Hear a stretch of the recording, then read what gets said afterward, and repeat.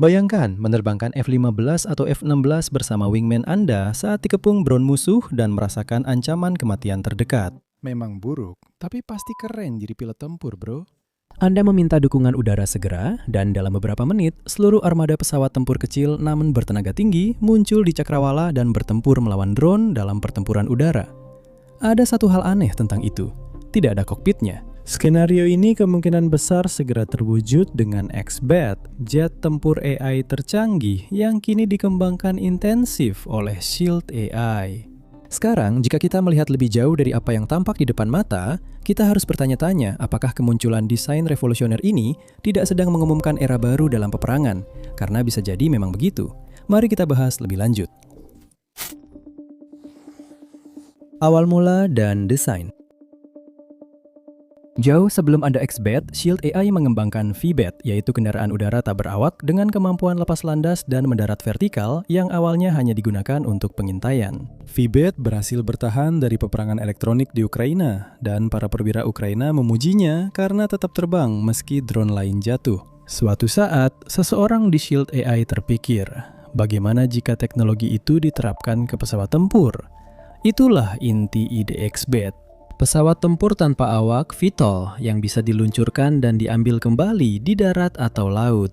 Dapat beroperasi mandiri sebagai drone tempur kolaboratif atau wingman setia dengan kemampuan tempur setara pesawat tempur generasi kelima menurut penciptanya. Dalam sebuah wawancara dengan Warzone, Wakil Presiden Senior dan Manajer Umum Shield AI, Armor Harris, yang namanya sangat keren jika Anda bekerja di industri pertahanan, Armor mengungkapkan beberapa detail. Perlu dicatat, Harris berperan besar dalam pengembangan kemampuan pendaratan vertikal Falcon 9 SpaceX. Falcon 9 telah berhasil mendarat lebih dari 100 kali, sehingga pengetahuan ini sangat berharga untuk pengembangan pesawat tempur tanpa awak dengan pendaratan vertikal. Meski mekanisme Vitar X-Bat masih dirahasiakan, kemungkinan kemampuannya mirip V-Bat yang memakai kipas saluran bermesin tunggal untuk lepas landas secara vertikal, beralih ke penerbangan horizontal di udara, dan kemudian mendarat secara vertikal. Namun, mesin yang digunakan pada X-Bat jauh lebih bertenaga.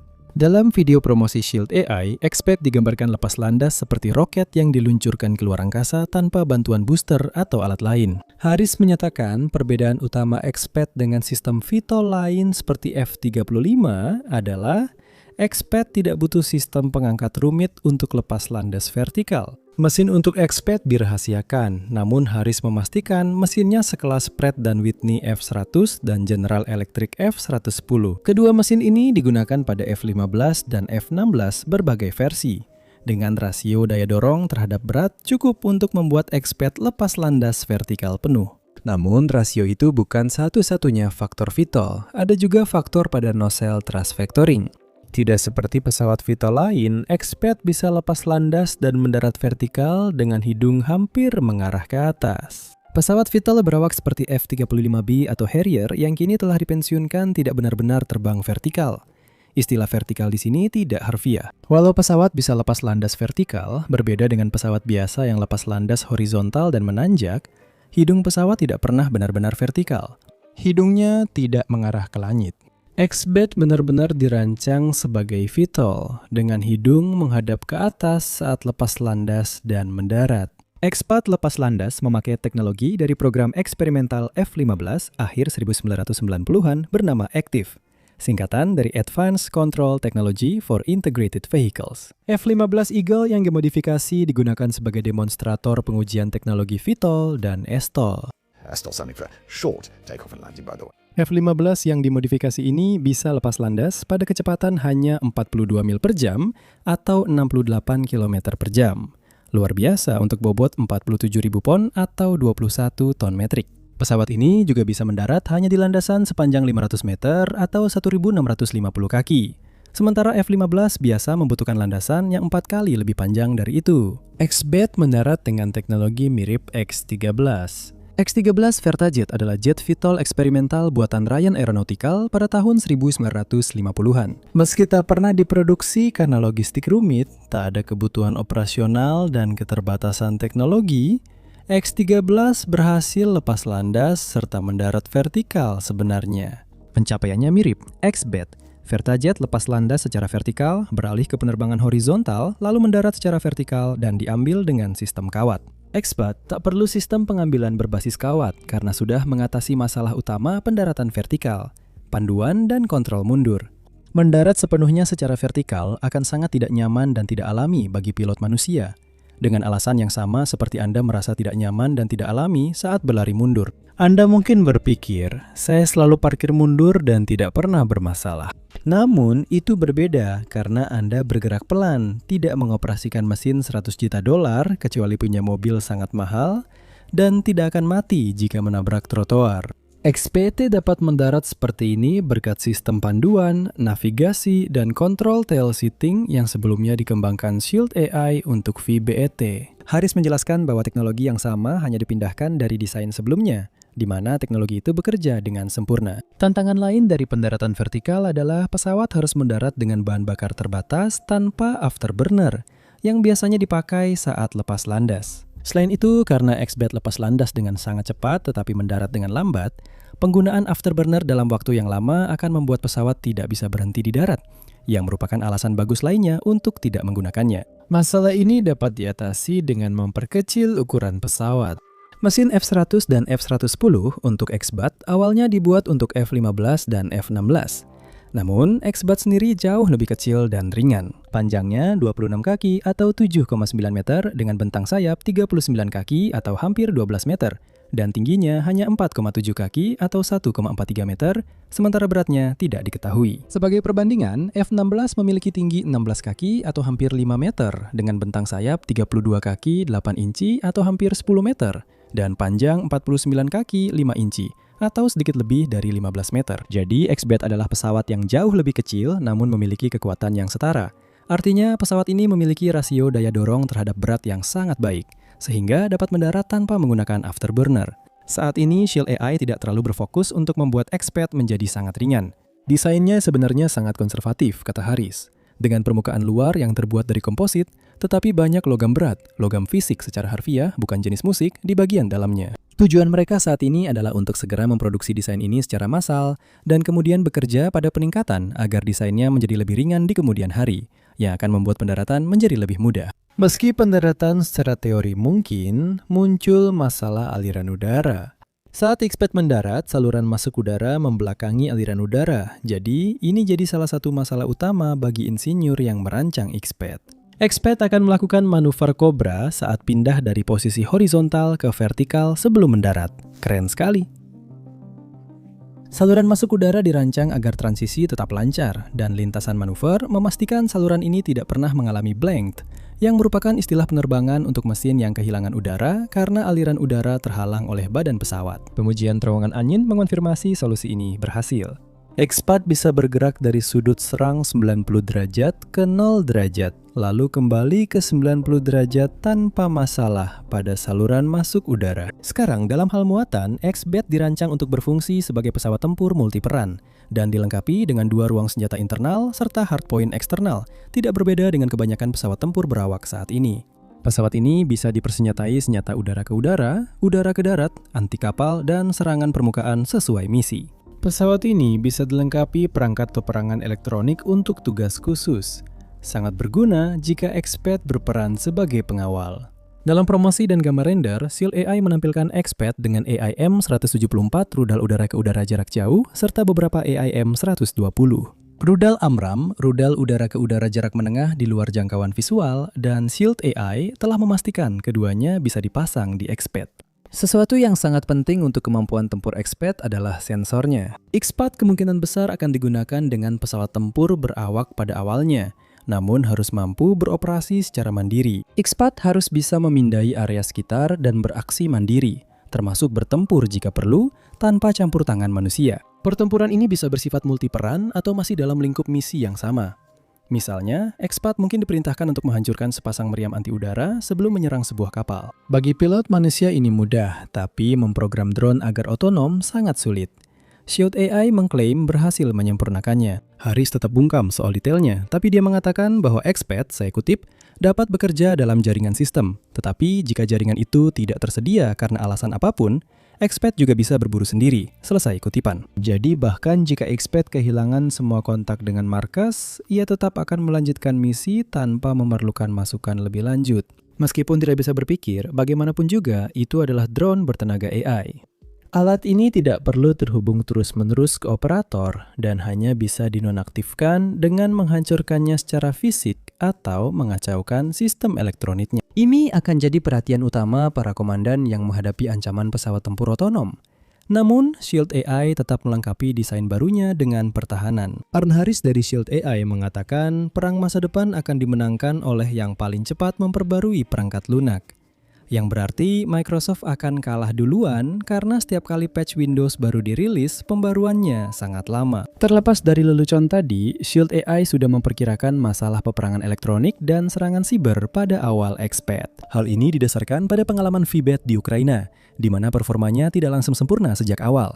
Bahkan, Harris menegaskan bahwa hari terburuk setiap sistem baru adalah hari pertamanya. Yang membedakan antara desain yang sukses dan yang gagal adalah seberapa cepat Anda bisa memperbaruinya untuk menghadapi ancaman baru. Khusus untuk ancaman siber, tidak ada solusi yang berlaku untuk semua situasi. Semua lapisan firewall dibuat di sekitar XPath guna melindungi pesawat tempur, penggunanya, jaringan, perusahaan yang membangun jaringan, patch perangkat lunak, dan segala hal lain yang bisa menjadi titik lemah yang dimanfaatkan musuh. Sebuah kastil hanya sekuat dinding terlemahnya. Harris mengkritik Departemen Pertahanan Amerika Serikat sekarang bernama Departemen Perang karena kekakuan mereka dalam meningkatkan perangkat lunak yang bisa menjadi masalah bagi penggunaan XPath di masa depan. Harris menyebut DAO terlalu fokus dalam mempersulit perubahan dan pembaruan perangkat lunak. Ya, Anda memang melindungi dari kategori ancaman siber tertentu, tapi di sisi lain, jika sangat sulit untuk memperbarui perangkat lunak sebuah sistem itu akan sangat kesulitan ketika rudal mulai diluncurkan, dan Anda menyadari bahwa Anda perlu melakukan perubahan. Kini, beberapa insinyur Shield AI, termasuk Harris, telah mengalami langsung di Ukraina bagaimana pasukan Rusia menunjukkan seberapa cepat perang anti-drone berkembang. Jika ada masalah, cukup perbarui perangkat lunak untuk mengatasinya. XPath juga akan terus ditingkatkan selama bertahun-tahun. Penerapan dan kinerja. XPath jelas dibuat untuk memperkuat Amerika Serikat dan sekutunya. Shield AI sendiri mengakuinya tanpa menyembunyikan apapun. Harris mengatakan bahwa saat desainnya masih dalam tahap brainstorming, pertanyaan terbesar adalah bagaimana Amerika Serikat dapat melawan Tiongkok, yang secara konsisten mengungguli dan mengalahkan Amerika Serikat dalam hal pengeluaran dan produksi teknologi militer. Jawabannya, inovasi.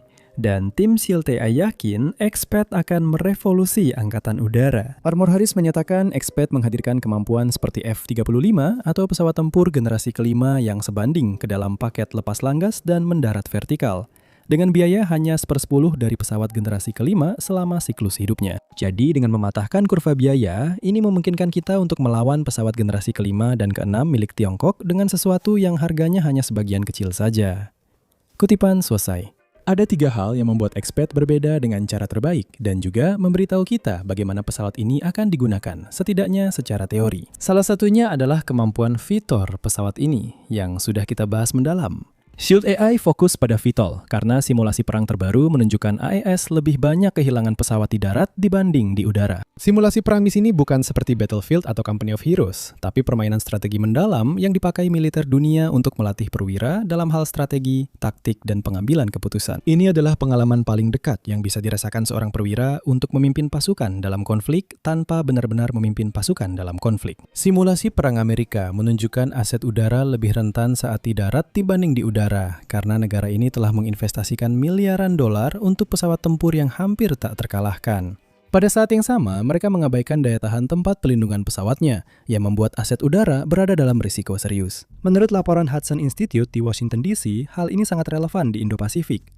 Para ahli telah memperingatkan pengambil keputusan pada 2023 dan 2024, tetapi saat birokrat masih membahasnya, Tiongkok telah meningkatkan jumlah tempat perlindungan pesawat yang diperkuat maupun tidak hingga lebih dari 2 kali lipat, sementara Rusia juga aktif membangun. Jika pesawat tempur terancam di darat, langkah aman adalah memindahkannya jauh dari jangkauan senjata Tiongkok.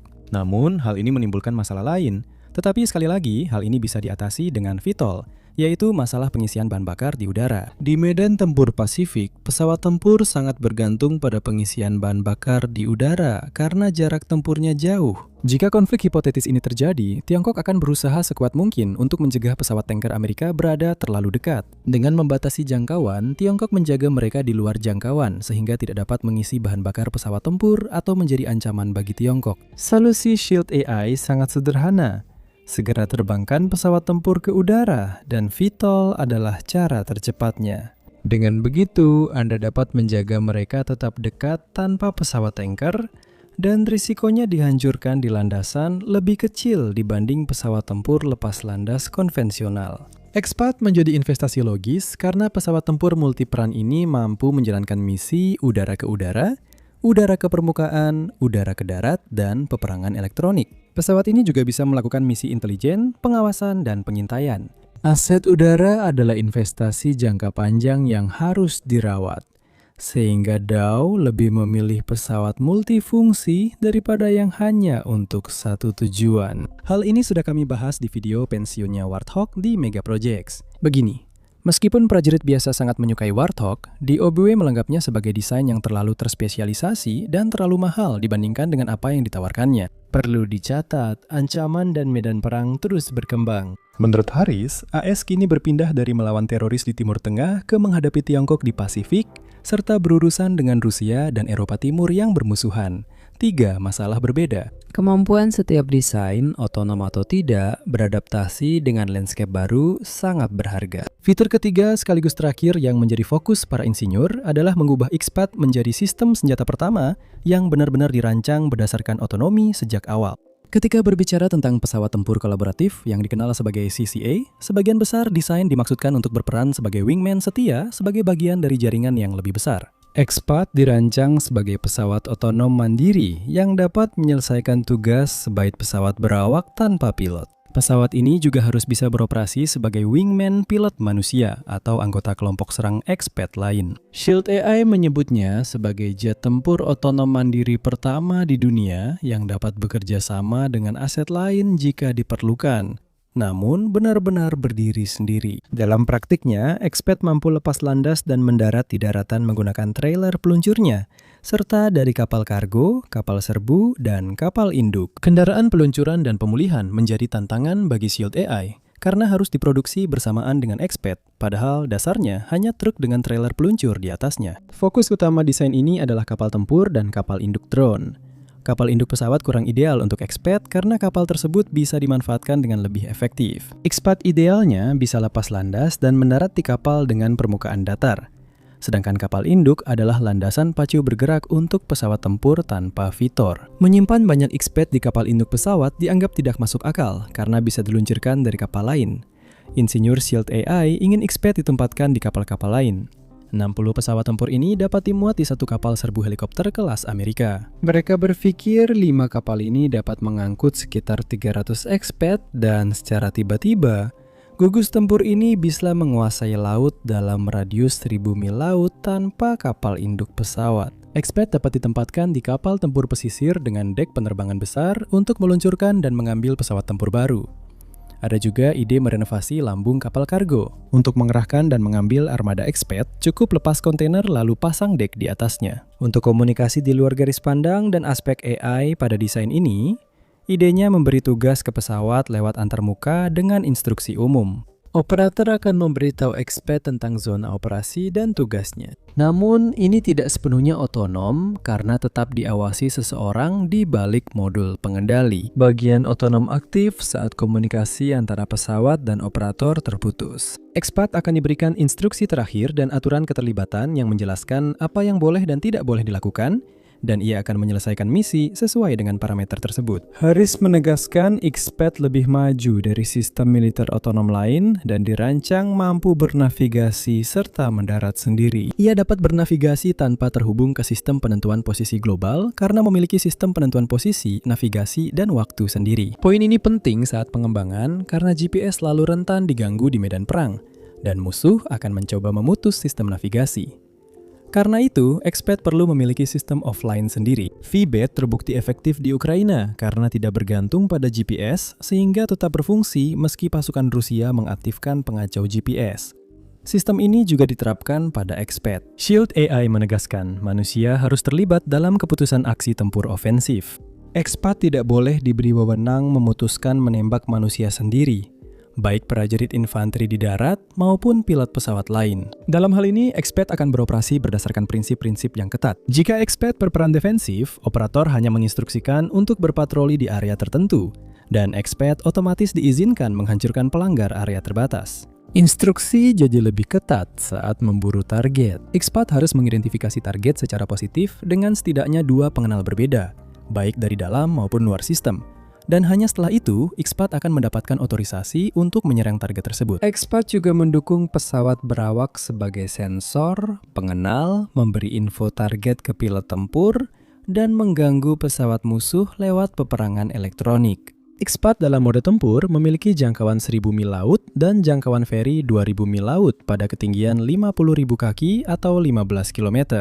Jangkauan Expat jauh karena pesawat ini lebih fokus pada daya angkat, bukan kelincahan atau hambatan udara. Seperti kata Armor Harris, ini bukan platform hypermaneuver 9G, melainkan desain 4 hingga 5G. Selain mengutamakan daya angkat seperti yang dijelaskan sebelumnya, pesawat ini ditenagai oleh mesin yang biasanya digunakan untuk pesawat yang lebih besar dan lebih berat, yang memberikannya cukup tenaga untuk terbang melintasi jarak yang sangat jauh.